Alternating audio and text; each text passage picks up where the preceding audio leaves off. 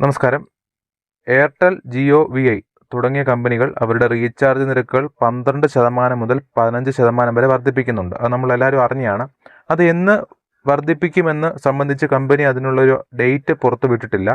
മിക്കവാറും നിങ്ങളുടെ അടുത്ത റീചാർജിൽ തന്നെ അത് കൂടാനുള്ള ചാൻസ് ഉണ്ട്. അതിനുള്ള കാര്യങ്ങളെല്ലാം നമുക്ക് ഇതിലെ ന്യൂസും കാര്യങ്ങളും എല്ലാം വരുന്നുണ്ട്. ഓക്കെ, അപ്പോൾ റീചാർജ് നിരക്കുകൾ 15% വരെ വർദ്ധിപ്പിക്കും. അത് ചില പ്ലാനിനൊക്കെ 12, 13, 14 അങ്ങനെ ഓരോ പ്ലാനിൻ്റെ അനുസരിച്ചാണ് വർദ്ധിപ്പിക്കുക.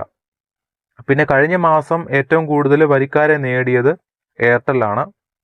നേരത്തെ മുൻകാലങ്ങളിൽ, അതായത് പോയ മാസങ്ങളിലൊക്കെ ഇത് ജിയോ ആയിരുന്നു. ഈ കഴിഞ്ഞ മാസം അത് എയർടെല്ലാണ് ഏറ്റവും കൂടുതൽ വരിക്കാരെ നേടി, പുതിയ ഉപഭോക്താക്കളും അതോടൊപ്പം പോർട്ട് ചെയ്ത് വന്ന ആൾക്കാരെയും. അങ്ങനെ രണ്ടും കൂടെ ചേർത്ത് എയർടെല്ലാണ് ഏറ്റവും കൂടുതൽ ഇത് ഉപഭോക്താക്കളെ നേടിയത്. അതോടൊപ്പം എയർടെല്ലും ജിയോയും വി ഐയും പറയുന്നത് അവരുടെ നെറ്റ്വർക്ക് കണക്ടിവിറ്റി വികസിപ്പിക്കുന്ന ഭാഗമായിട്ട്, അതായത് 5G കണക്ടിവിറ്റി ഒക്കെ വികസിപ്പിക്കുന്നതിൻ്റെ ഭാഗമായിട്ട് വരുന്ന അധിക ചിലവാണ് ഈ ഒരു നെറ്റ്വർക്ക് റീചാർജ് പ്ലാൻ വർദ്ധിപ്പിക്കുന്നതിനൊരു കാരണം അവർ പറയുന്നത്. എന്തായാലും പോസ്റ്റ് പെയ്ഡും പ്രീപെയ്ഡും ഒരേപോലെ വർദ്ധിപ്പിക്കുന്നുണ്ട്.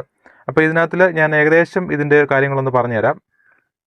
ഇതിപ്പോൾ നമ്മൾ സ്ഥിരമായി ചെയ്യുന്ന ഒരു പ്ലാനാണ് 349. ഈ 349ൻ്റെ പ്ലാനിന് ഇനി മുതൽ നമ്മൾ 389 രൂപ കൊടുക്കേണ്ടി വരും.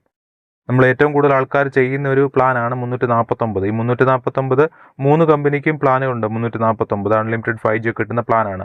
ഏറ്റവും കൂടുതൽ ആൾക്കാർ ചെയ്യുന്ന ഒരു പ്ലാനാണ് 349. ഇതിന് നമ്മൾ ഈ 389 രൂപ കൊടുക്കേണ്ടി വരും. അതോടൊപ്പം ഏറ്റവും കൂടുതൽ ആൾക്കാർ 3 മാസത്തിന് മുകളിൽ ചെയ്യുന്ന ഒരു പ്ലാനാണ് 899. ഇനി നമ്മൾ അതിന് 1007 രൂപ കൊടുക്കേണ്ടി വരും. അതോടൊപ്പം ഒരു വർഷത്തെ പ്ലാൻ ചെയ്യുന്ന ആൾക്കാർക്ക് ഇനി മുതൽ 4031, അതായത് 3599 പകരം ഇനി 4031 രൂപ കൊടുക്കേണ്ടി വരും.